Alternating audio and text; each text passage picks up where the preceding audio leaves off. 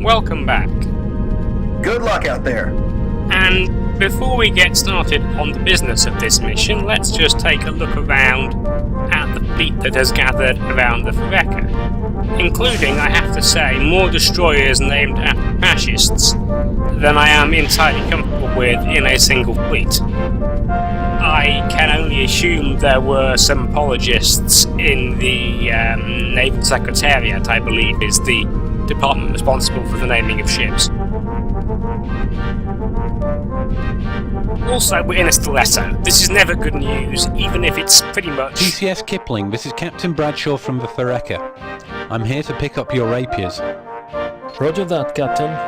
Take good care of them, sir. These boys have never flown outside of the sim before. The only fighter that could actually do the second part of this mission.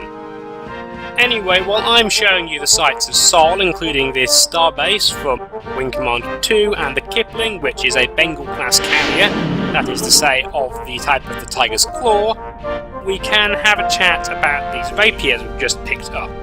They're flown by techs, as the briefing said, so they've got very low piloting skills, and they're much more confident in their ship than themselves, as we will see from their comm chatter, which is fantastic. I was afraid of this. Break formation. Stay out of their sights. Here we go. Break formation, everyone. Yes, sir.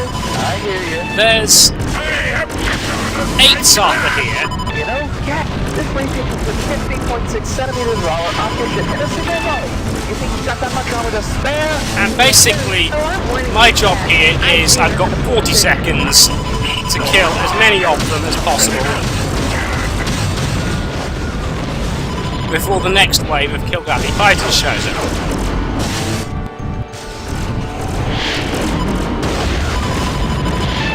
And as it happens, I get 3 before...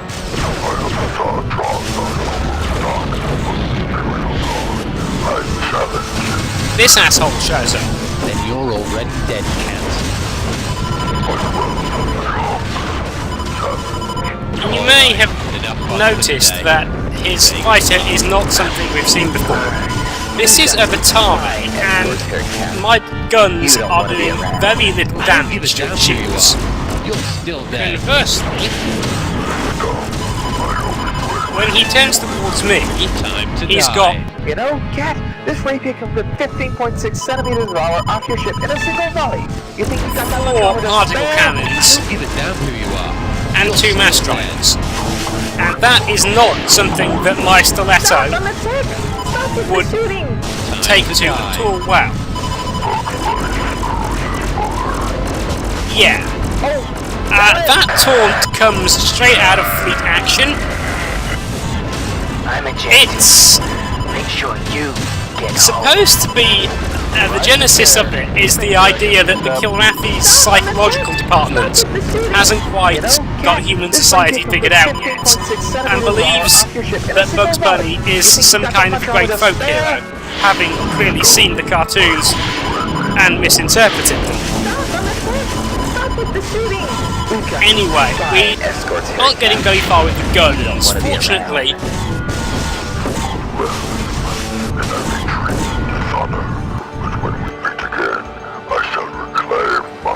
the ace You know, Cat, this rapier can put retreats 15.6 centimeters once of armor off he's your ship in a taken single volley. 1 missile You think to you his got rear that much armour, to so spare? that's You know, basically Cat, the this only rapier sane can way put to do this 15.6 mission. centimeters You of don't armor off have your ship in a enough single volley. missiles You think you got that to much armor kill spare? It's safe. Everyone, try to form up again. all The of cats the are gone. Vatari, Let's so form up, everyone. making them Yes, retreat, sir. which they all do when the ace takes that missile, is the sensible way about it. Especially since we have... Good work bringing those fighters back. Transmitting data for the recon run. Good luck, Captain. not finished off flying for today. Now, Lynx and Trigger, my wingmen, have both ejected, so there's 15 Kilrathi. Captain, can you scan one of those Regocs? Intel believes Regoc cruisers carry the nuclear missiles used in Sirius and Warsaw, but we must be certain. 15 Kilrathi fighters, as I was saying, and 5,000 meters of target and ground 5. You activate. a bunch of capital ships as well, and in order to scan a Rigak, I have to remain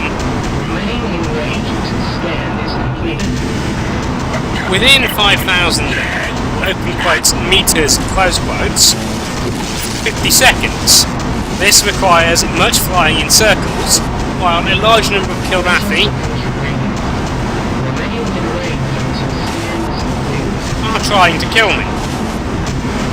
And they aren't stinting on the firepower, as you may just have seen. That was a dumbfire missile that just missed. Fortunately, the Rigak's flak is to some extent keeping the Drakri and Krantz at distance. Unfortunately, it isn't any better for me than it is for them. I was rather lucky that that did not hit my afterburners.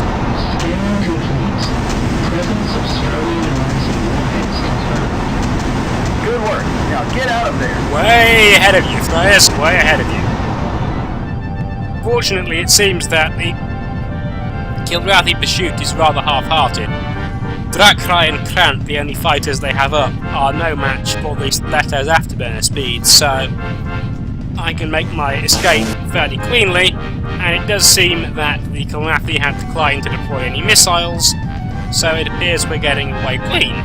Nice look at their squadron, though.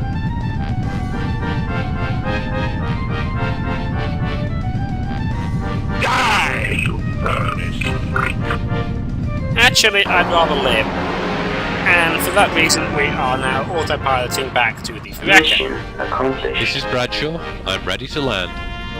A fine piece of work with those Rigaks, Captain. It'll help us a lot knowing which of their ships pose the biggest threat.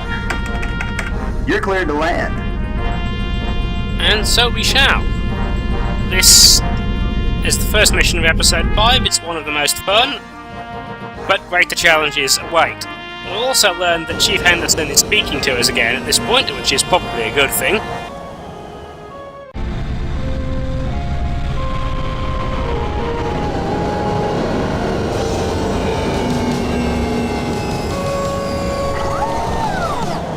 Whoa. If only in single words for now.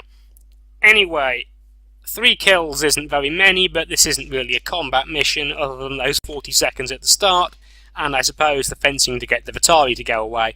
This mission's a fun change of pace, different from the normal blasting of hordes of Kilrathi ships, but we'll be back to something more normal next mission.